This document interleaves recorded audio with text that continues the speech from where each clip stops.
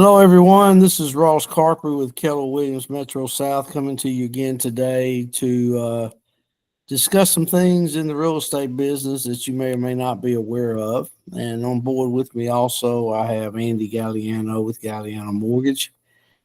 And today, one of the things we're going to talk about is there's a lot of things that Andy and I do behind the scenes to make transactions work in your favor as a buyer or even as a seller for that matter. There's a lot of things that we do that not many people know about.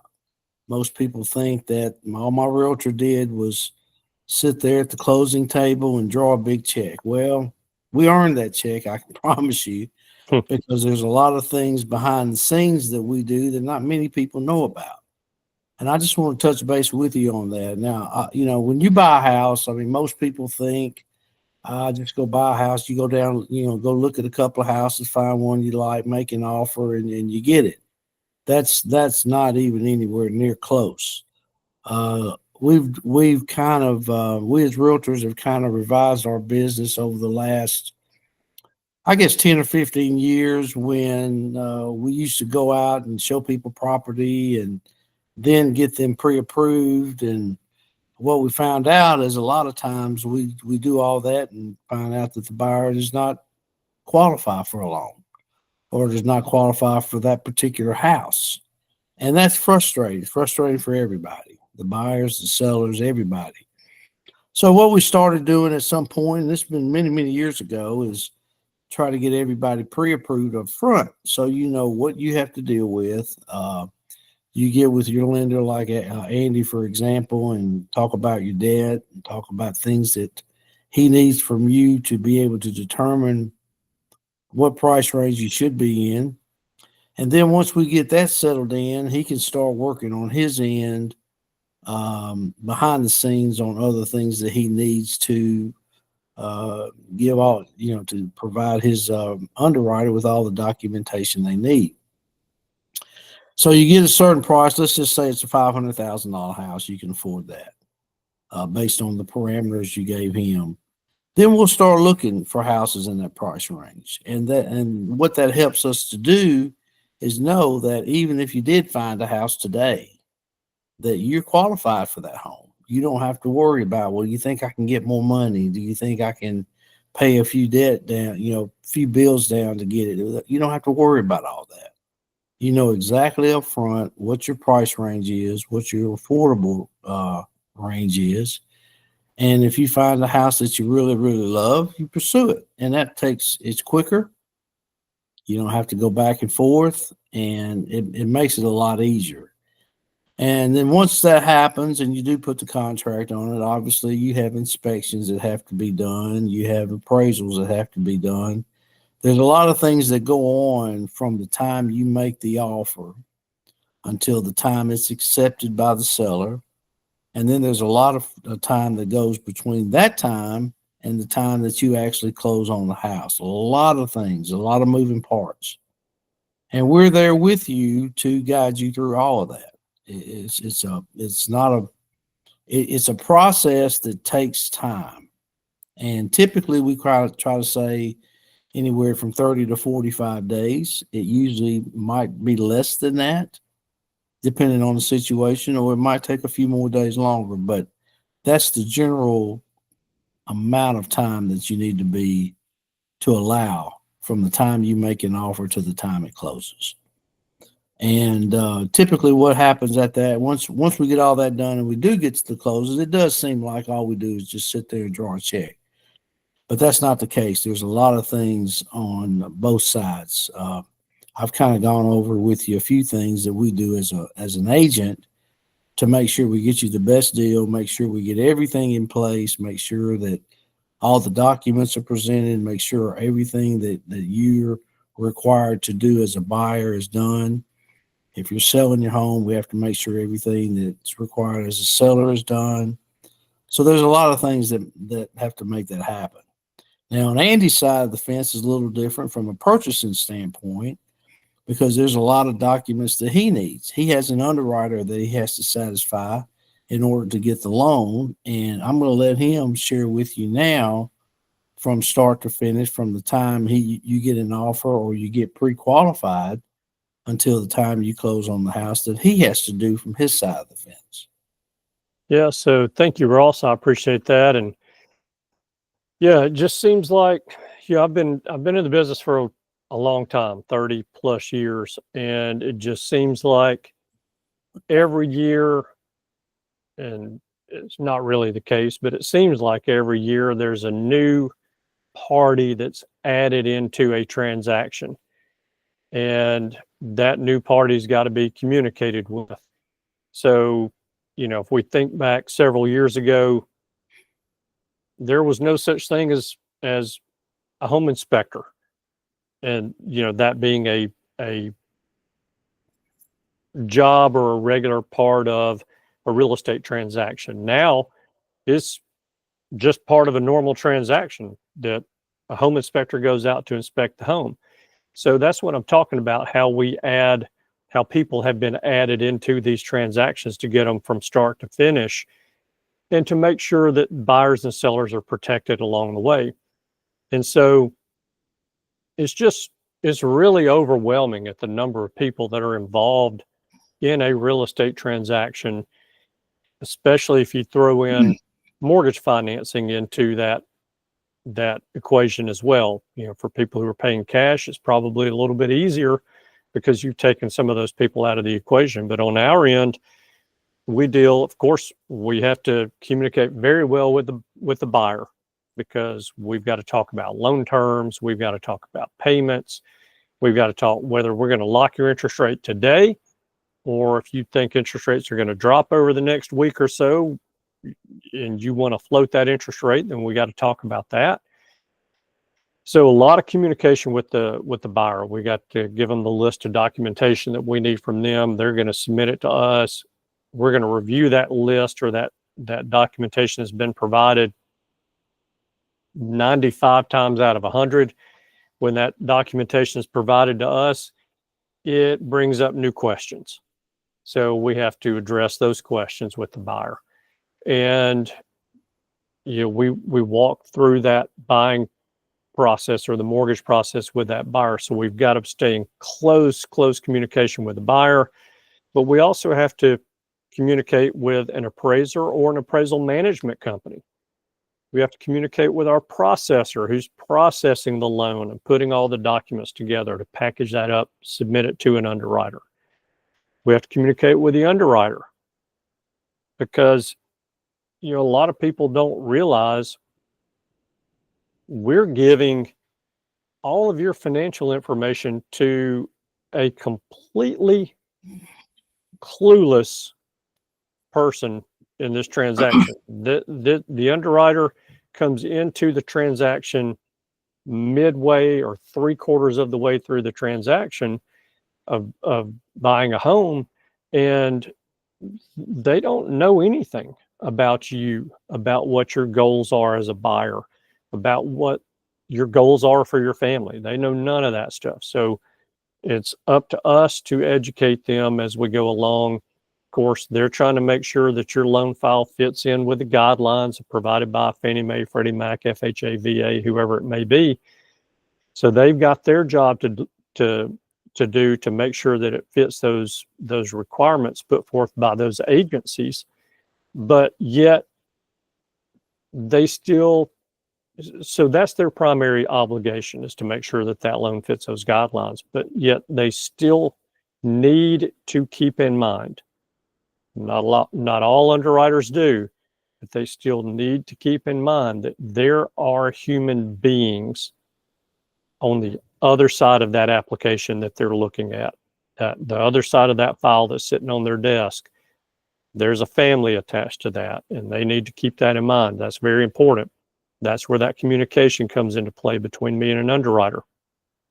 After an underwriter's done, we have a closer who prepares a closing package. We have to communicate with that closer. We have a title company that we have to communicate with. We have a closing attorney we have to communicate with. Your homeowner's insurance agent, we've got to communicate with them. If there's a pest inspection or a sewer or septic inspection that's going to be collected for at closing. We've got to communicate with them so that we can get those invoices in for those services and make sure that those people get paid through closing.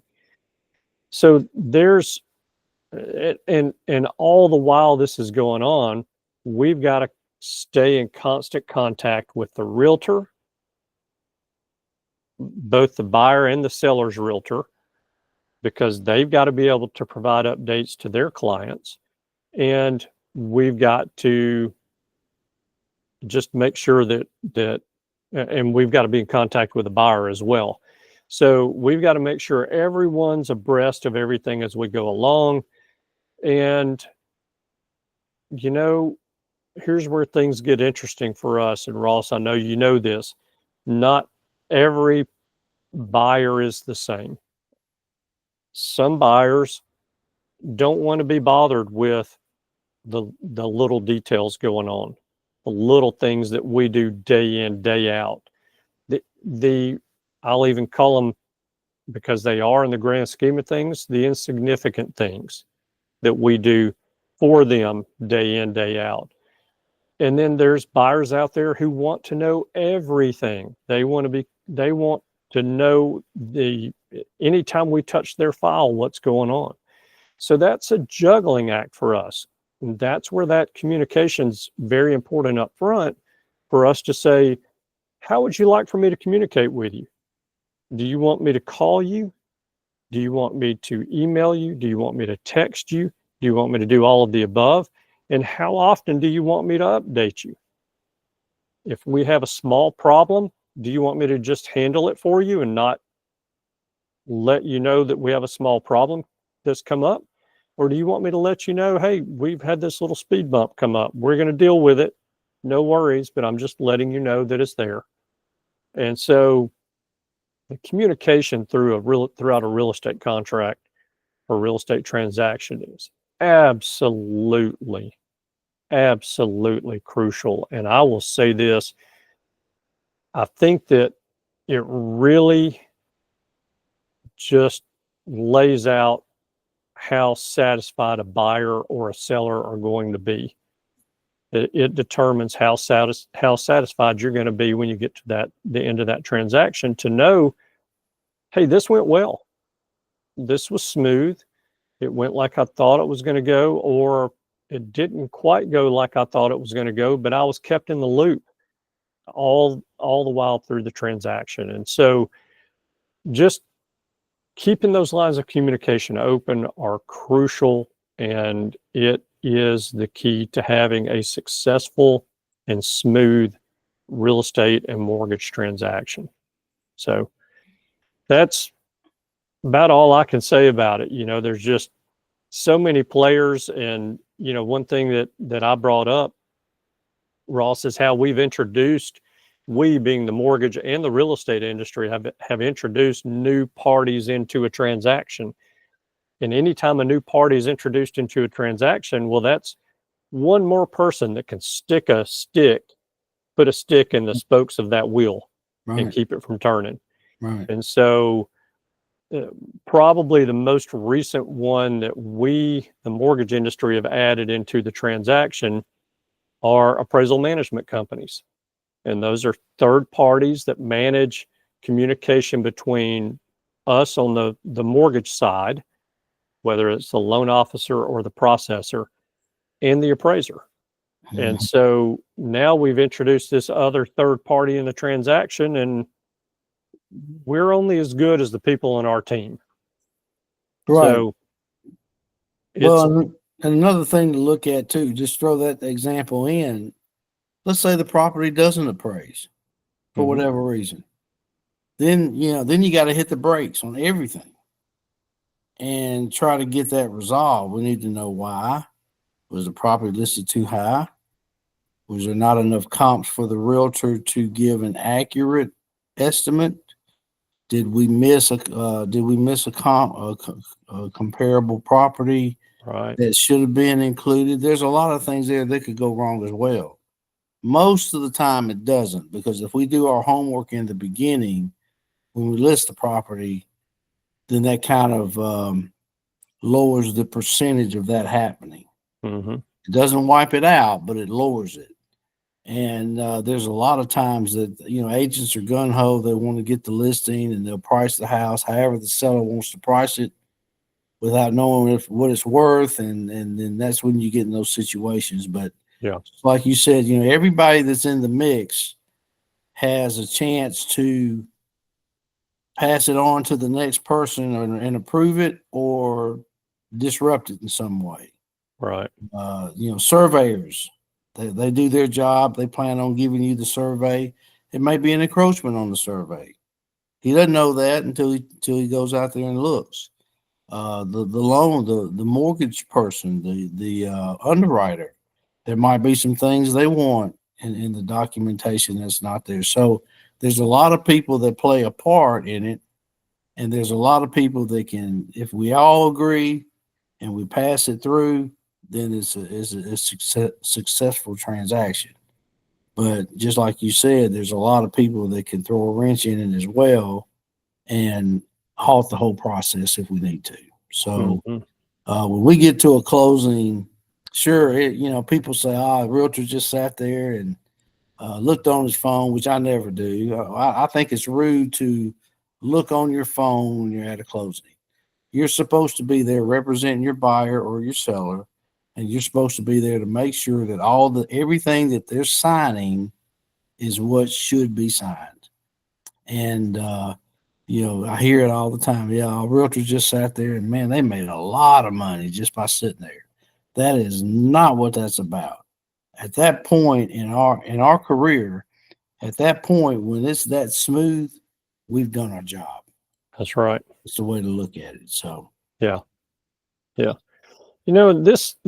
whole communication thing, I think, is one of the big reasons why I feel like it's important to work with someone local. Work with a local realtor that's been in the market for a while and knows the market that you want to buy in. Work with a local lender who has local representation, who's going to show up at your closing and look you in the eye across the closing table or next to you at the closing table and be there to answer any questions that may come up. Because again, I talked about how we introduce people into the transaction halfway, 3/4 of the way, or at the very end. And that real estate attorney or that title company that's doing the closing, they're being brought in at the very end of the transaction. Sure. They don't know everything that went on leading up to that actual closing appointment. And so for a loan officer to be there at the closing table, for a realtor to be there at the closing table with that buyer is so critical. And, Ross, you deal with it way more than I do, but I can imagine dealing with some of these out of town, out of state national lenders who aren't doing a good enough job communicating has got to be pretty frustrating. And, I think part of the issue in dealing with a lot of them is every time a buyer calls and to get information or share information about the mortgage, there's someone different on the other end of the telephone. Sure. And that's got to be frustration. The person that you need to speak to is not there. And I tell you another thing that people don't realize. When you deal with out-of-town companies, a lot of those are on the East Coast. And I've had some in the past that, we're getting ready to close on their property that morning and they can't get in touch with the lender. They haven't sent the package over. And you try to call them, and here it is 4:00 on a Friday afternoon, and the lender or underwriter is in the East Coast. They're going home. Yeah. You're done for the day. And that's why I tell people, for one thing, I don't like to close on a Monday or a Friday. I like to have it Tuesday, Wednesday, Thursday, just so you can correct something if it were to go wrong, and deal with local people so you can pick the phone up and call them. Because if you call a 1-800-LOAN number, you're going to get Joe today, you're going to get Tom in a little while, you're going to get Francis after that. they're not going to know what's going on. And that's the most frustrating thing. That's not the time for something like that to happen. That's So right. local is great. People that are reputable are great. And but so many people are swayed by the internet. You know, I had a friend that dealt with an out of town company. They did a good job. Well, they got lucky. If they did a good job, they got lucky. So I just don't like to count on. I like to count on people for reliability, people that do their job and say and do what they say they're going to do, and it makes it a lot easier. Yeah. So. Yep. Okay. Well, Andy, good Yeah. deal, man. I appreciate you joining me today. I hope we kind of at least touched on some topics for people. Folks, if you got any questions or anything to me, it's my phone number is 205-601-0123. I'll let Andy give you his information and just give us a call if you have any questions about anything, and we'll be glad to help you. Yeah. So I can be reached at 205-979-4412 extension 1. And again, happy to answer questions, no cost to have a telephone call, and you're just going to get honest answers. Like it or not, they're going to be honest answers. Brutally honest, right? They're going to be brutally honest. Good deal. Yes, indeed. Well, Thank you so Ross. much, man. And you have a great day, and we'll talk soon. That sounds great. Thank you. All right. Bye-bye. Goodbye.